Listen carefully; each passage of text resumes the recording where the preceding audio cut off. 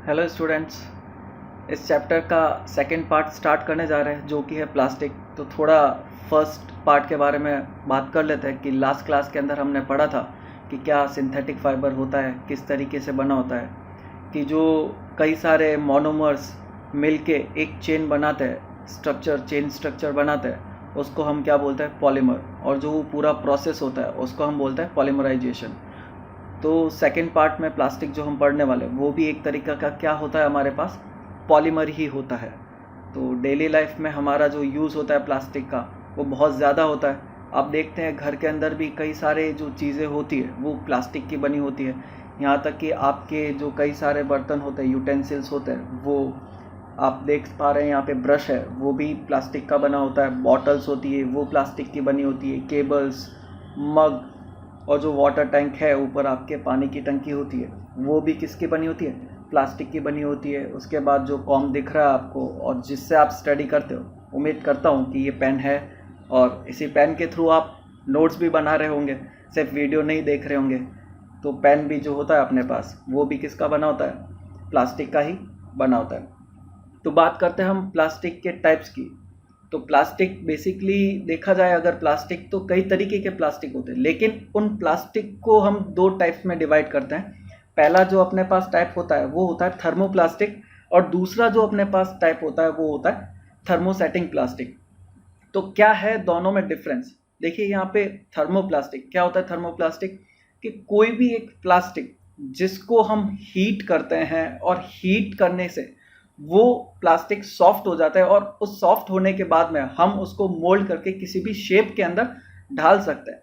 इस तरीके के प्लास्टिक को हम क्या बोलते हैं, थर्मोप्लास्टिक। और ये प्रोसेस एक बार नहीं, हम कितनी बार भी अगेन एंड अगेन प्रोसेस कर सकते हैं।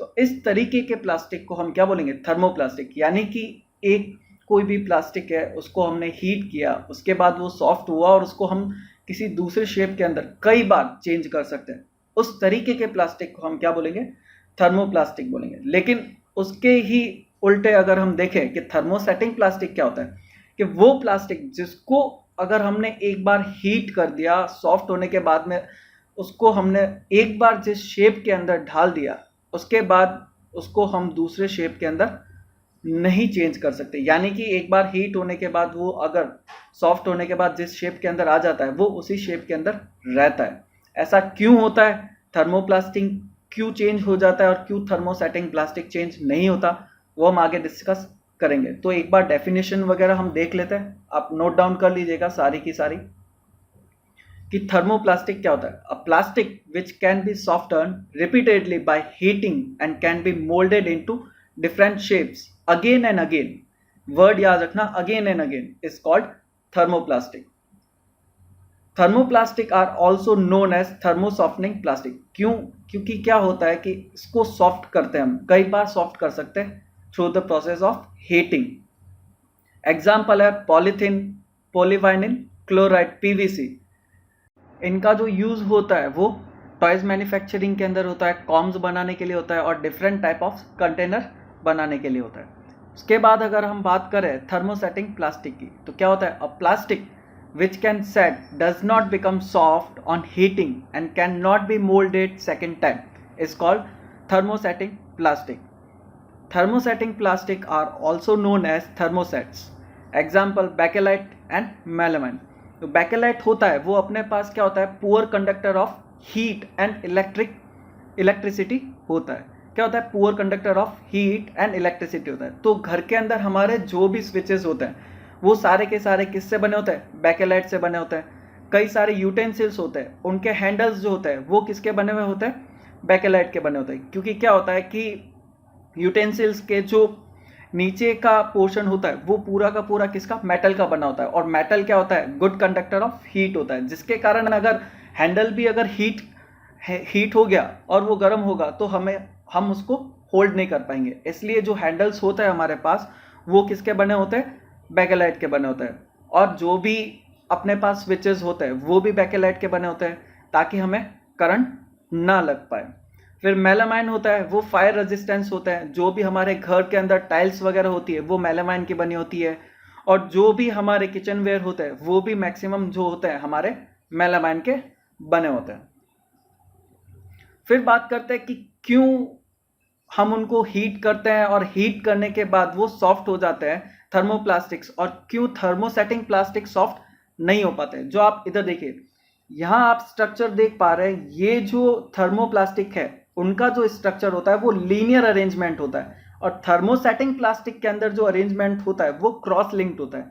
तो होता क्या है कि जब हम उनको थर्मोप्लास्टिक को हीट करते हैं तो वो जो उनकी लेयर्स होती है वो एक दूसरे पे क्या होती है, स्लाइड होती रहती है, और स्लाइड होने के कारण क्या होता है, वो सॉफ्ट हो जाता है, और सॉफ्ट होने के कारण हम उनको क्या कर सकते हैं, दूसरे शेप के अंदर ढाल सकते हैं। In thermoplastic the long polymer chain are not cross link with one another, due to this one heating the individual polymer chain can slide over another.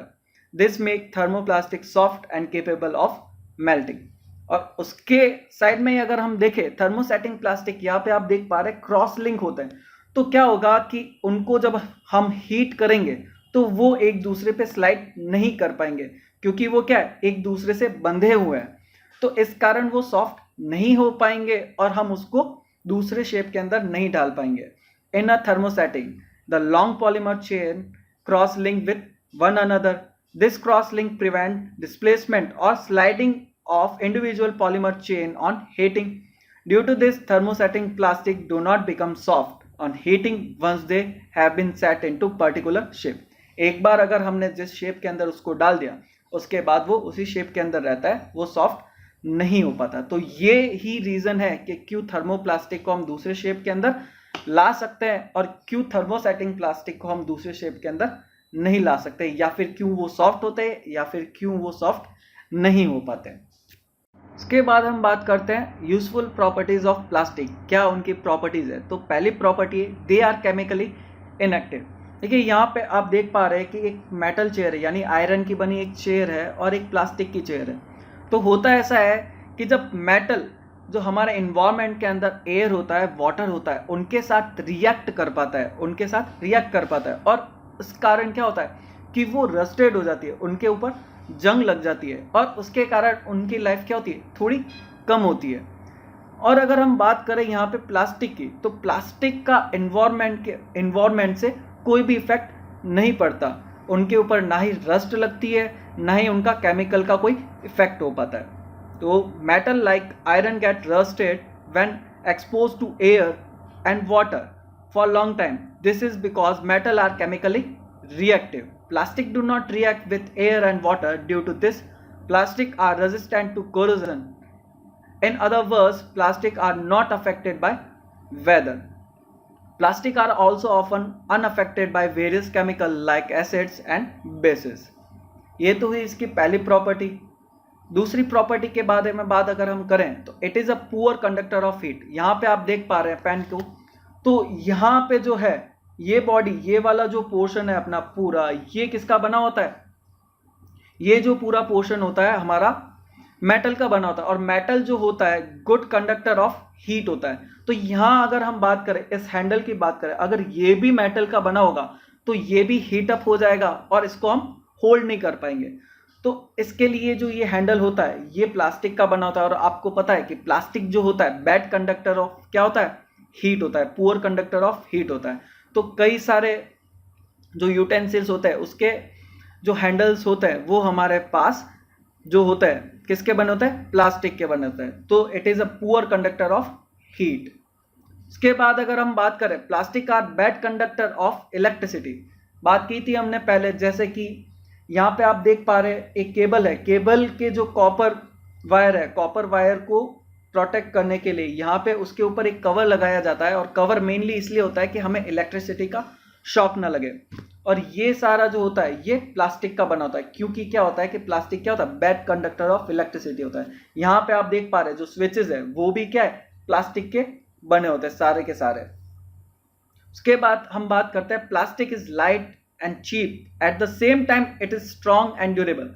देख पाते हैं आजकल आपके जो घर के अंदर जो भी पाइप्स वगैरह यूज होते हैं, आजकल मेटल पाइप्स कम यूज होता है और ज़्यादा किसके यूज होता है, प्लास्टिक पाइप, क्योंकि इनकी लाइफ जो होती है वो थोड़ी लंबी भी होती है, स्ट्रॉन्ग भी होता है और चीप भी होता है। तो इसलिए जो ज़्यादातर यूज आता है आजकल वो प्लास्टिक पाइप यूज आता है। उसके बाद अगर हम बात करें, plastic can be moulded into different shapes. हमने बात कर रखी है, कई सारे प्लास्टिक होते हैं जिनको हम कई बार उनका शेप चेंज कर सकते हैं, हीट करके वो सॉफ्ट हो जाते हैं और सॉफ्ट होने के बाद में हम उनको कई सारे शेप्स के अंदर चेंज कर सकते हैं। तो ये कई सारी प्लास्टिक की प्रॉपर्टीज है। अब हम बात करते हैं प्लास्टिक एंड एनवायरनमेंट के बारे में। हमारे पास कुछ ऐसे मटेरियल होते हैं जो कि डिकम्पोज्ड हो जाते हैं नेचुरल प्रोसेस के थ्रू। ऐसे मटेरियल को हम बोलते हैं बायोडिग्रेडेबल मटेरियल। लेकिन कुछ मटेरियल ऐसे होते हैं जो कि नेचुरल प्रोसेस के थ्रू डिकम्पोज नहीं हो पाते हैं। ऐसे मटेरियल को हम बोलते हैं non biodegradable material. A material which gets decomposed through natural process, such an action by bacteria is called biodegradable. A material which is not easily decomposed by natural process is termed non-biodegradable. Since plastic takes several years to decompose, पता है हमें कि हम plastic use करते हैं और उसको decompose होने में कई सारे ईयर लग जाते हैं, जिसके कारण क्या होता है, एनवायरनमेंट हमारा पल्यूट होता है। It is not environment friendly, it cause environmental pollution. उसके बाद अगर हम बात करें सिंथेटिक मटेरियल जो भी हमारे पास होता है, अगर उसको डिकम्पोज करना होता है तो उसको बर्निंग प्रोसेस के थ्रू डिकम्पोज करना होता है, जिसके कारण कई सारी पॉइजनस फ्यूम्स जो होती है वो एटमॉस्फेयर के अंदर आती है और वो एयर को पल्यूट करती है। Beside the burning process in the synthetic material is quite slow and it does not get completely burn easily, और कंप्लीटली बर्न भी नहीं हो पाता। In the process it release lots of poisonous fumes into the atmosphere causing air pollution. और इसी air pollution के कारण क्या होता है, हमारे को कई सारी बीमारी भी लग जाती है। As a responsible citizen remember the 5R principles. First है रिड्यूस। तो क्या करना होगा, हमें प्लास्टिक को यूज करना कम करना होगा, उन पे डिपेंडेंसी हमारी क्या होनी चाहिए, कम होनी चाहिए। उसके बाद हम बात करते हैं रीयूज। प्लास्टिक को जितना हो सके उतना यूज वापस से यूज कीजिए। जैसे कि आप एक मार्केट के अंदर जा रहे हैं और प्लास्टिक बैग यूज कर रहे हैं, तो आप वहां से क्या करेंगे, दूसरा प्लास्टिक बैग यूज करेंगे? नहीं, ऐसा नहीं होना चाहिए। घर से आप अपना एक दूसरा प्लास्टिक बैग ले जाइए जो आपके पास अवेलेबल हो। तो ऐसे प्लास्टिक मटेरियल को बार बार यूज करना चाहिए। फिर उसके बाद करते हैं रिसाइकल। कई सारी ऐसी चीज होती है, जैसे कि हमने देखा है कि प्लास्टिक को हम क्या कर सकते हैं, मेल्ट करके वापस से किसी और फॉर्म के अंदर, किसी और शेप के अंदर ला सकते हैं। तो मतलब जितना हो सके उसको रिसाइकल करके दूसरी चीज को बना लेना चाहिए। रिकवर, आपको पता है कि डिकम्पोज होने के लिए, प्लास्टिक को डिकम्पोज होने के लिए कई सारे ईयर लग जाते हैं, जिसके कारण एनवायरमेंटल पोल्यूशन होता है। तो उस पोल्यूशन को कम करने के लिए हमें उसको कुछ रिकवर करना होगा। इसके लिए हमें कई सारे क्या प्लांट्स लगाने होंगे, तो रिकवर भी करना जरूरी है। और रिफ्यूज, लास्ट में हमें ऐसा टाइम लाना होगा कि हमें प्लास्टिक को यूज करना ही बंद कर देना होगा। तो ये चैप्टर हमारा यहीं पे खत्म होता है। Thank you.